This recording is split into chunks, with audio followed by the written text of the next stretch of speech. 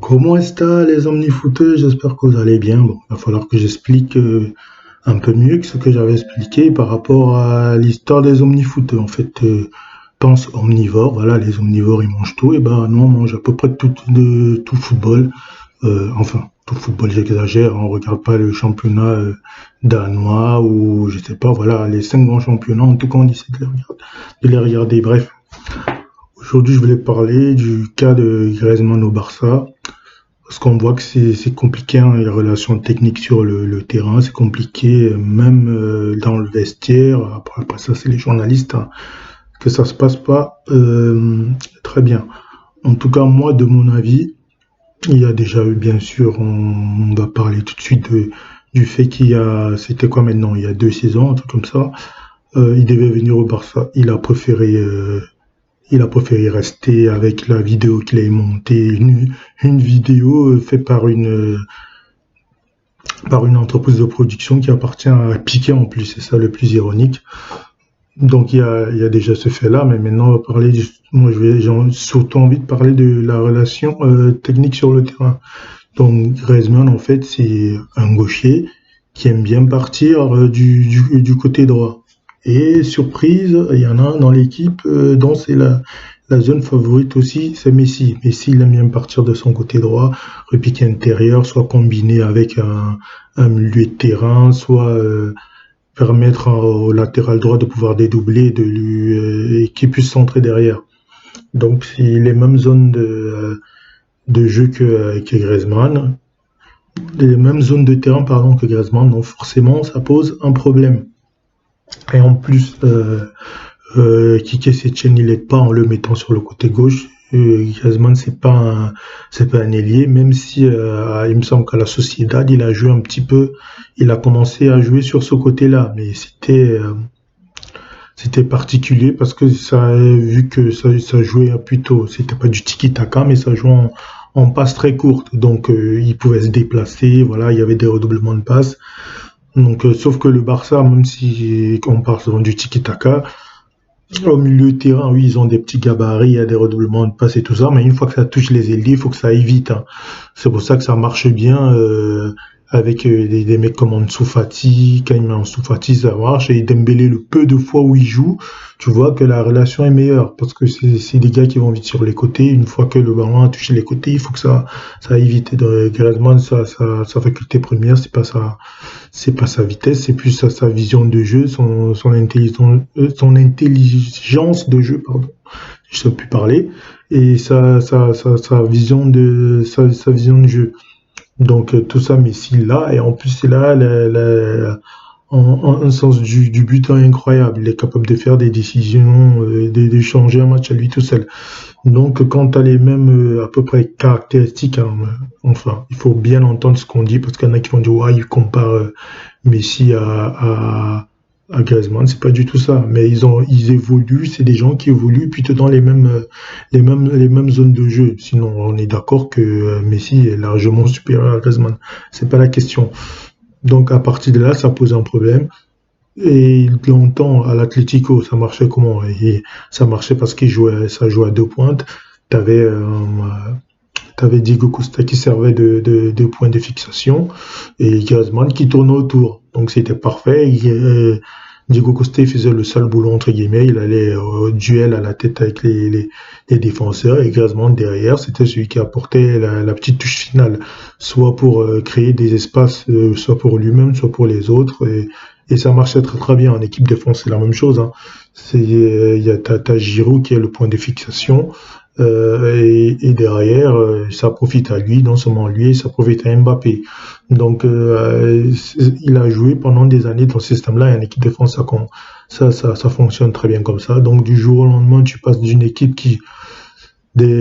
équipes qui jouent plutôt dans un jeu direct, parce que l'équipe de France joue dans un jeu plutôt direct, en trois quatre passes, ça peut se retrouver dans la surface, donc c'est plutôt un jeu, on va dire, un jeu de contre, même si l'équipe de France est capable, pardon, de produire un peu de jeu, mais c'est une équipe de contre, hein, s'ils absorbent l'adversaire, et ensuite derrière, ça explose tout de suite avec Mbappé, tout ça va très très vite.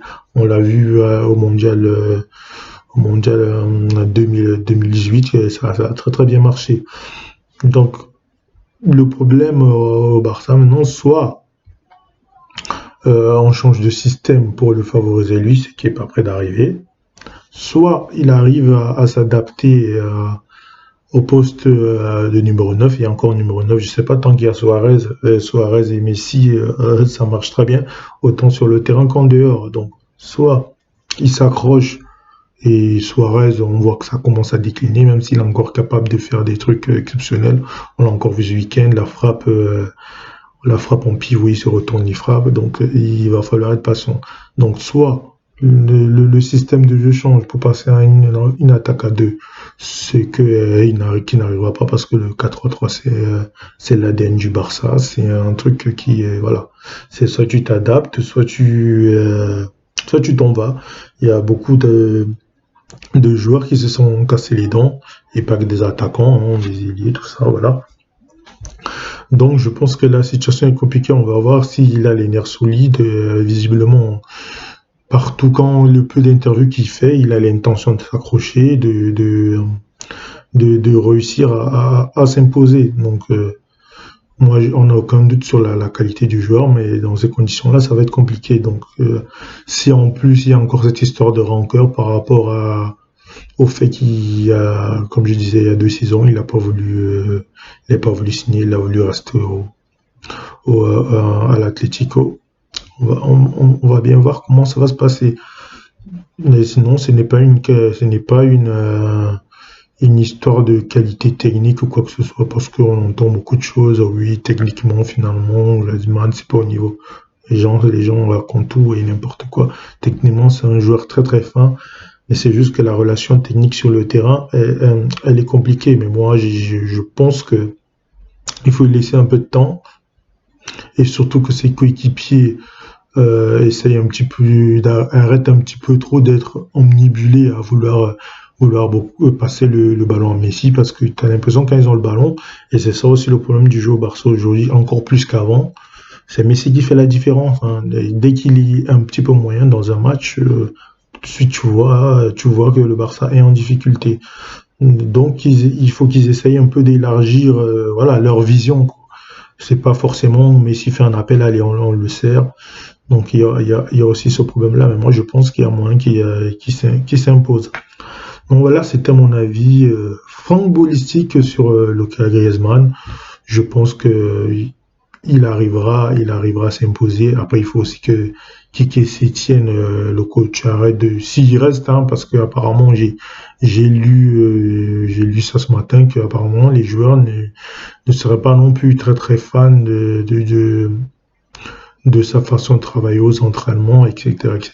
Donc, il faudra que lui aussi, il arrête de le mettre sur un côté et qu'il le laisse un petit peu plus longtemps sur le terrain parce que là, il y a quelques matchs, il l'a sorti carrément à la 55e. Donc, déjà, tu es un joueur qui n'est pas forcément en confiance. Et si en plus tu le sors à la 55e dans un match, ça va pas beaucoup l'aider. Voilà, c'était tout ce que j'avais à dire sur le sujet. C'était mon avis footballistique. J'attends le tien en commentaire. Et sinon, moi j'ai vu que là on était 28 sur la nouvelle chaîne, ça fait plaisir, mais j'aimerais qu'on soit plus les gars. Je vois qu'on est 86 sur la chaîne où je fais spécialement en grande partie que du football manager. Et là on est que du 28. Donc s'il vous plaît les gars, abonnez-vous un peu plus et dans les commentaires participez un peu plus. Moi j'ai envie de discuter avec vous, d'avoir plus de likes pour avoir plus de visibilité, hein, comme tous les youtubeurs un petit peu, même si mon but à moi sur YouTube c'est pas je sais pas moi, d'un jour avoir 20 000 ou quoi que ce soit, et c'est pas de la démagogie. Hein. Moi si demain si j'arrive à fidéliser 2000 abos, 5 000 abos, je serais déjà très très content.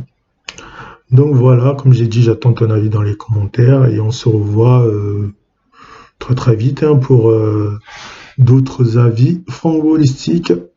Ciao ciao.